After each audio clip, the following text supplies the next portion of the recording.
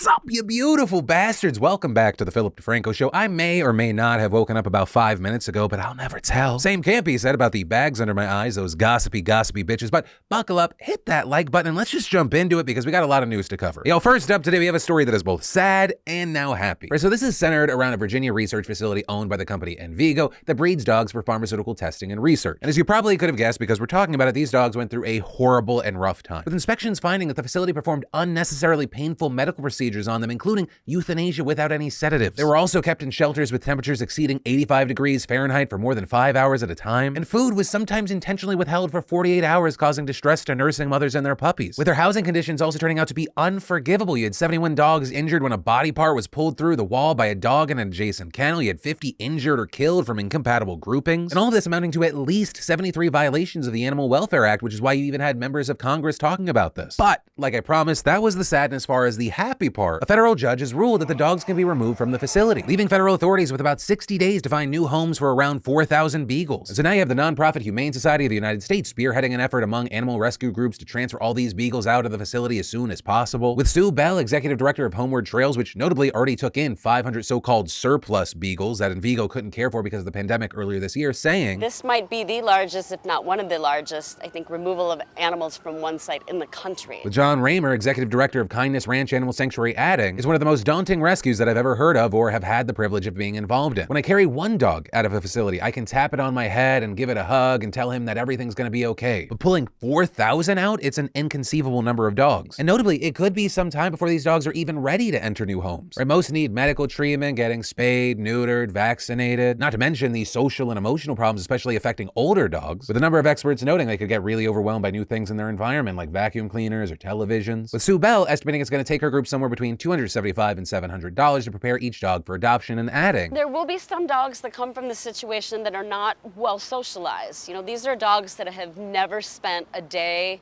alone." It's kind of heartbreaking all over again to hear. I know, it is, but it is equally heartwarming when you see these dogs touch grass for the first time and start to sniff and smell the air. It's just amazing. So if you're feeling compassionate, you want to accept a new member into your home, you can apply to adopt. However, you should remember that rescuing a severely maltreated animal with social and emotional problems is a huge responsibility. As others have noted, a lot of people see these dogs suffering, they're like, I want to help, but they also don't realize or fully think about all that entails, and they end up doing more harm than good. And I mention that not because I doubt you or I don't want people to adopt these dogs, but I want them to actually go to a better situation. And sometimes we think we are prepared for something because our emotions get the best of us when we're not actually prepared. But if you think you are and you want a new member of the family, definitely apply. And then we had the Amber Heard Johnny Depp saga back in the news. Right, obviously the blockbuster trial came to an end a while back, Depp getting $10 million after a jury found Heard defamed him in a Washington Post op-ed, with Heard getting $2 million for her counterclaims. But like with most legal situations, that wasn't the end of the story, as Heard's team eventually asked for the judge to declare a mistrial, and saying they were arguing that for a couple of reasons, including them claiming that one of the jurors was not supposed to be there, saying that one person was summoned but a person over 20 years younger who lived at the same address and had the same last name as the person showed up to court. But with it, you had Depp's team slamming this mistrial request as frivolous, and just yesterday we got the news that the judge wasn't having it either, with the judge saying that Heard did not prove that the juror's inclusion prejudiced her in any way, and adding, the juror was vetted, sat for the entire jury, deliberated, and reached a verdict. The only evidence before this court is that this juror and all jurors followed their oaths and the court's instructions and orders. This court is bound by the competent decision of the jury. And further stating that Heard and her team were given the jury list 5 days before the trial started, so they had more than enough time in the lead up and throughout the trial to bring up any issues they had with the jurors. Also, regarding any potential juror mix-up, reports say that the summons did not include a birth date, and the juror wrote a birth date on the questionnaire that met requirements for service and was accepted by both parties. So really, if anything, this is kind of more of a desperate flailing from Heard's team. Though, notably, Heard will still have a chance to appeal this decision if she chooses, but for now, this is where we're at with the case. But this part of the story isn't the only reason that people are talking and headlines are getting made right now. Or the whole public perception and how people were talking about this is getting a second round of debates for a couple of reasons. The first being that NBC just put out a documentary examining TikTok and social media's role in this trial, prompting a lot of conversation, and the other having to do with the creator space, with two creators specifically being under the spotlight. Right, that because someone shared a compilation of resurfaced JackSepticEye and PewDiePie clips where they're mocking Amber Heard's testimony. My dog stepped on a bee. We took him to the vet. I actually managed to squeeze out a tear.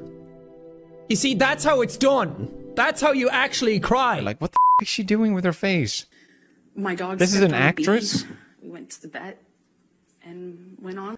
She just shows she's like the worst actress of all time. With the people angry at these two creators doing things like tagging JackSepticEye and saying this is the cringiest thing they've ever seen. With the number calling him out specifically because he previously said that he thinks it's crazy that women face so much online harassment just for existing. With PewDiePie also getting a good share of the criticism as well. Most people there kind of just bringing up his past controversies. But also as the backlash has grown, we've seen a lot of support for these creators. With people saying this isn't like just mocking women, not believing any woman, but specifically about Amber Heard. Right? This brings back the debate that we saw during the trial where you saw all those reports saying, you know, this is going to scare survivors of abuse. But others saying, no, that's bullshit. Amber Heard is lying here. This is specifically about one person lying. With people now also after the fact pointing to the decision by the jury saying, see, they also believe that she was lying. But yeah, ultimately, that's the story as it is now. And of course, I'll pass the question off to you. What are your thoughts regarding any aspect of this story? But from that, I want to take a second to thank today's sponsor, Displate. Displate is a one-of-a-kind magnet-mounted metal poster designed to capture your unique passions from manga, sports, history, comics, nature, movies, and more. They're created with a sturdy 21st century canvas that's durable enough to withstand a lifetime of intense staring and, yes, the occasional drop for the clumsy among us. You can customize, collect, and rearrange your displays quickly. No need for power tools, no damage to your walls, and no impediments to elevating your man cave, she shed, gaming space, living room, garage, or office. The possibilities are endless. And with over 1.4 million designs created by artists around the globe, there's something for everyone. Collections range from the Marvel Universe to travel, Life magazine covers, artists like Frida Kahlo, and more. Start a collection, add to your collection, and give this awesome gift to the collector in your life. Plus, Displate is doing more than just creating high-quality prints for your decorative and viewing pleasure. They plant a tree for every poster sold. So support your passions, trees, and my channel, and click the link below to get a 25% discount when you order 1 to 2 displays and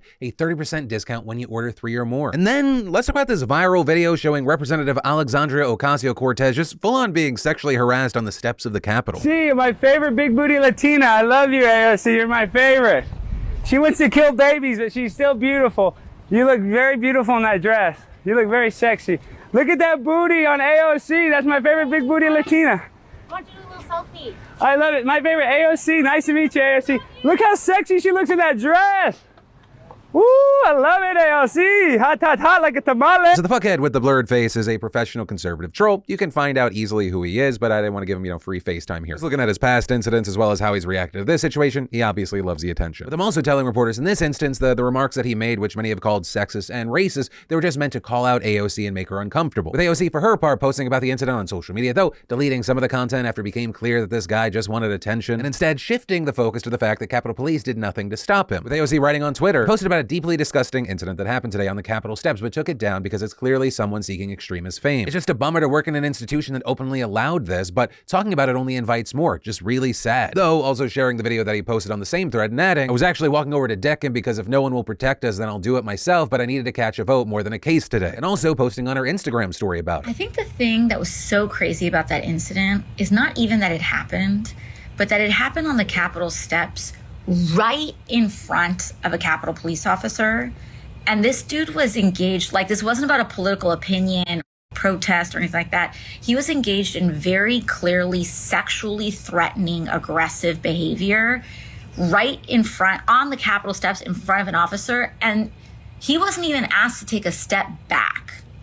Like, this officer was just cool with it. But they're going on to say that it reminded her of all the videos that allegedly showed police helping pro-Trump insurrectionists on January 6th, and saying there's never been a thorough investigation or any disclosures to members of Congress or the public. And saying as a result, they don't know what officers are safe to be around, but members of both parties are just throwing more and more money at the system instead of holding it accountable. With AOC also going on to retweet, it really says a lot about how media works in this country that this shameful incident and the death threats made against Pramila will together receive a tiny fraction of the coverage garnered by Kavanaugh's steak dinner. With AOC also retweeting, relatedly, months after January 6th, my chief of staff came across an anti-Semitic text in the possession of a Capitol Police officer at a checkpoint. We still have not been told why it was in his possession, what vetting was done before hiring him, and whether he got to keep his job. Then we got to talk about the news involving the insane ways that your government spies on the world and how it's now cracking down on the person who exposed it. And no, today we're actually not talking about Edward Snowden, but rather the other guy who blew the whistle on America's Orwellian surveillance state, Joshua Schulte. In case you don't know, he joined the CIA back in 2010 as a software engineer, soon acquiring top security clearance and designing a suite of cyber warfare tools for the agency. And in 2016, he allegedly leaked what is now known as Vault 7, a cache of nearly 9,000 CIA documents revealing the scope of its hacking tools, with hackers using more lines of code than it takes to run Facebook, including instructions on how to break into a range of tools including Skype, Wi-Fi networks, PDF documents, and even common commercial antivirus programs. One program called Wrecking Crew explained how to crash a targeted computer, another detailing how to steal passwords on Internet Explorer, with programs named things like Crunchy Lime Skies, Elder Piggy, Angerquake, and McNugget. And according to WikiLeaks, the CIA and allied intelligence agencies had the power to crack both Apple and Android smartphones, also allowing their officers to bypass the encryption on popular services such as Signal, WhatsApp, and Telegram, as well as hacking into internet-connected televisions,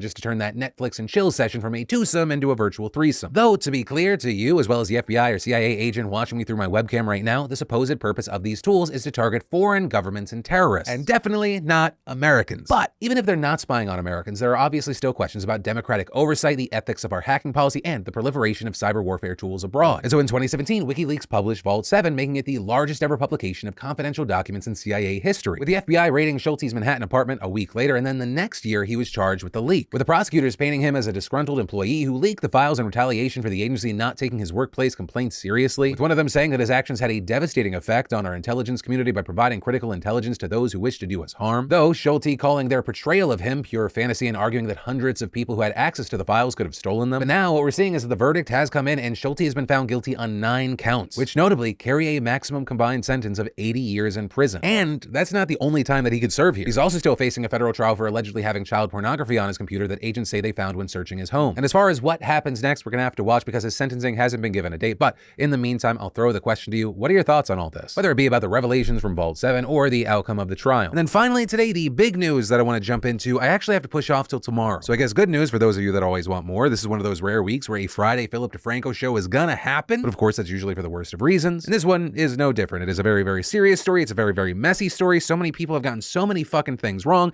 And I just want to make sure I do not accidentally contribute to that problem, especially as there are even more new updates coming in as I'm filming this. Who would have ever thought the show would get to a place where I had to explain why the show is only 11 or 12 minutes? But on that note, I want to say thank you for watching, being a part of the conversation today on any of the stories in those comments down below. Thank you for subscribing. My name's Philip DeFranco. You've just been filled in. I love yo faces, and I'll see you tomorrow.